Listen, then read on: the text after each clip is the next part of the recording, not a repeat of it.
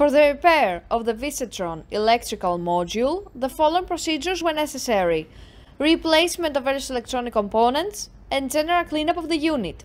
For testing, we connect the electrical module to a spare measuring unit, we add a 24-volt DC power supply and some pressurized air.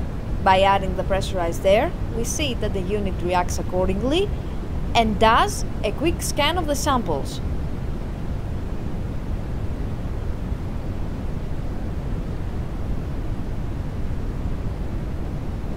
We can also see the green indicator light up, indicating that it's ready for use.